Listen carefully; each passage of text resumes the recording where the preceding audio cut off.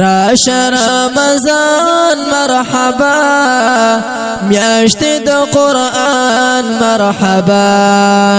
میاشت د قرآن مرحبا وایو هر کله خوش آمدید یہ پمونگا گران مرحبا یہ پمونگا گران مرحبا نحمده ونصلي على رسوله الكريم أما بعد قال سبحانه وتعالى فاستبقوا الخيرات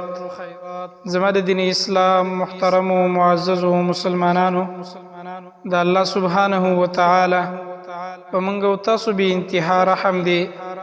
چې الله زمونږ او تاسو په ژوند کې یو ځل بیا د قیمتي میاش د رمضان المبارک راوسته زما محترمو ډیر زمونږ ملګري دوستان رشتہ داران چې په تیر رمضان المبارک کې هغه د موږ سره وو ژوندي وو په دې رمضان المبارک کې هغوی نشته زما محترمو د هغوی هم دا ګمانو چې کیدای شي بل رمضان هم زمونږ په ژوند کې راشي خو چونکې ژوند د هغوی سره وفا ونه که څومره عمر چې الله د هغوی دپاره لیکلی و هغه یې دلته تیر که بل رمضان د هغوی په ژوند کې رانغلی رمضان راغلی خو هغوی د قبرونو د لاندې د خاورو د لاندې پراته دي د ځمکې د لاندې پراته دي زما محترمو تیر رمضان د هغوی د ژوند اخرنی رمضان المبارک که چا پکې محنت کړی اوس به خوشحاله نو د دې د وجې نه ما او تام په دې غلط فهمۍ کې پراته په دې وسوسه کې پراته کیدای شي چې زما او ستا په ژوند کې بل رمضان رانشي ما او تا په دې سوچ کې که دا رمضان تیر شو بل براشي په بل کې به بندگی وکړو نه زما محترمو کیدای شي چې دا رمضان زما او ستا د ژوند اخرنی رمضان وګرځي نو ای زما وروره ای مسلمان وروره او ای مسلمانې خورې په دې رمضان کې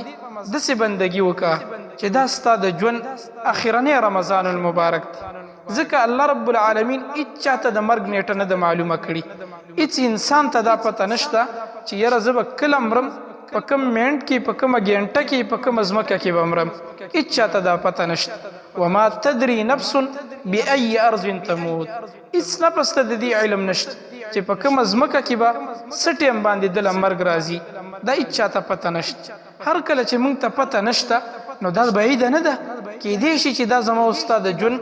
اخرنی رمضان المبارک شي کیدای شي د دې رمضان المبارک نه پس ما ته مرګ راشي موږ مړه شو بل رمضان به راشي او ما ته به د خاورو د لاندې پراته نو د دې د وجې نه اوس الله یو موقع راکړې ده چې په دې رمضان المبارک کې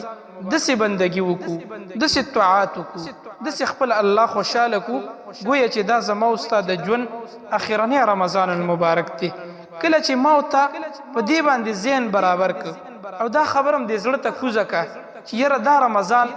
زما د ژوند اخرنی رمضان شو نو بیا به په دې رمضان کې ما ته ښه محنت وکړو ښه مجاهده به وکړو ځکه که یو سړي ته پته ولګېږي چې یاره زما په ژوند کې کیدای شي بل رمضان رانشي نو دا به ډېر محنت کوي ځکه یو غنیمت دی الله یو موقع راکړې ده چې ډېره بندګي وکړم نو دقه شانتې دې رمضان ته د خپل ژوند اخرنی رمضان ووایه او ډېره بندګي په دې کې وکړه کیدای شي چې په بل رمضان کې ته نه بل رمضان راشي ته د ځمکې د لاندې په قبر کې د خاورو د لاندې پروت نو د دې د وجې نه زما او ستا په ذهن کې چې کومه خوش فهمي پرته ده چې یاره که په دې رمضان کې محنت ونه کړم بل به راشي بل به راشي نه په دې خوش فهمۍ کې مه اوسه الله رب العالمین د مرګ نیټه چاته نه ده مقرره کړې چې ته دومره ډاډه زړه لګې چې که دې کې محنت ونه کړم بل به راشي بل به راشي نه کیدای شي چې دې رمضان ته ونه رسیږي کیدای شي دا رمضان هم تکمیل ته ونه رسي الله رب العالمین د مرګ علم هیڅ چاته نه دی ورکړی نو د دې د وجې نه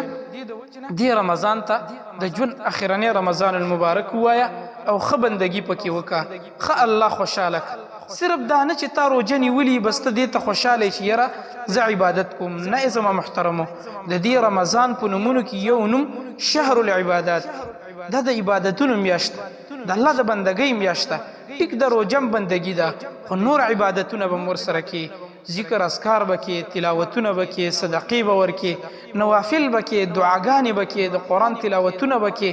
نور د خیر کارونه بکی چې د یو خیر نه خلاصيږي په بل خیر کې به ورنوزي چې د یو خیر نه د غاړه واخستله او هغه دې پوره کړه بل خیر له بغاړه ورکې د دې دپاره چې ته په دې کې ډیره بندگی وکي. زما محترمو په یو حدیث کې راځي مونږ خو روژه اسیم نیسو خو دا حدیث به د فایدې دپاره بیان کو. د الله رسول یو ورځ راووتل صحابه کرامو نه تپوس کو من اصبح منکم صائما نن په تاسو کې د چا روژه ده چا روژه نیولې ده. ابوبکر صدیق رضی الله تعالی عنہ فرمایل انا یا رسول الله د الله رسول وای ما روژه نیولې ده. د الله رسول بیا تپوس وکړو من تبع منکم اليوم جنازه په تاسو کې نن ورځ چا د جنازې مونځ ادا کړی دی په یو مسلمان رورې چا جنازه کړې ده. ابوبکر صدیق رضی الله عنه ویلي انا یا رسول الله یا د الله رسول ما جنازه ادا کړې روژه مې نیولې ده جنازه مې ادا کړې ده. د الله رسول بیا وفرمایل من اطعم منکم اليوم مسکینا په نن ورځ باندې تاسو کې چا مسکین ته خوراک ورکړي طعام ورکړي. ابوبکر صدیق رضی الله عنه بیا ویلي اے د الله رسول ما کړی دی. صحابه کرام ډیر د دین سره مینه ساتونکي خلکو په دې خیرونو کې به د یو بل نه منډې او سبقت کولی د یو بل سره به مقابلې په دې کې کولی. ابوبکر صدیق رضی الله عنه بیا لاس اوچت کړ اے د الله رسول ما مسکین ته خوراک ورکړي. د الله رسول بیا وفرمایل فمن عاد منکم اليوم مریضا نن ورځ چا د یو بیمار پرسی کړی ده د بیمار ته پوس له څوک تللی دی. ابوبکر صدیق رضی الله تعالی عنہ بیا لاس اوچت کړ وی انا یا رسول الله یا د الله رسول زه تلیم. نو د الله رسول وفرمایل په هر کس کې چې دا څلور خصلتونه یو زیش دا څلور خصلتونه چې روژه یې نیولي صدقه یې ورکړي او مسکین باندې خوراک هم کړي دغه شانتي بیمار پرسی هم کړي او جنازه هم په یو مسلمان رور کړي نو چې دا په چا کې جمع شي الله به دا سړی خامخا جنت ته داخلي. نو اسیم د رمضان میاشت راځه چې د نورو دریو کارونو ته ملا وتړو دا هم وکړو نور عبادتونه خو په دې حدیث کې دا درې راغلي دي. نو روژه خو اسیم زمونږ ده راځه که چېرته جنازه وه نو دلته جنازګاه چې کوم د چا سره نږدې ودې ګوري اسې د الله د رضا دی په یو مسلمان جنازه وکړي د دې دپاره چې په دې حدیث کې داخل شي. دغه شانتي که د یو سړي په خپل خپلوانو کې رشته دارانو کې بیماري لاړ شي د هغه د بیمار پرسۍ تپوس دې وکړي د هغه عیادت دې وکړي د هغه تپوس دې وکړي د الله د رضا. نو په دې حدیث کې هغه په دې کې به داخل شي. روژه خو یاسې نیولې ده جنازه هم دې وکړي د یو بیمار پرسي هم دې وکړي. او دغه شانتې کور کې نن سبا د هر سړي په کور کې ترکاري پخېږي هر سړي دونه وس کېږي چې یو مسکین ته څه خوراک ورکړي. نو په دې هم دې عمل وکړي چې یو مسکین ته دې خوراک ورکړي په کور کې څه شی پخ کړي هغه راوباسي یو مسکین ته یې ورکړي د دې دپاره چې په دې حدیث کې داخل شي. د الله رسول وایي چې دا څلور خصلتونه په چا کې په یو ځای راجمع شو په یو ورځ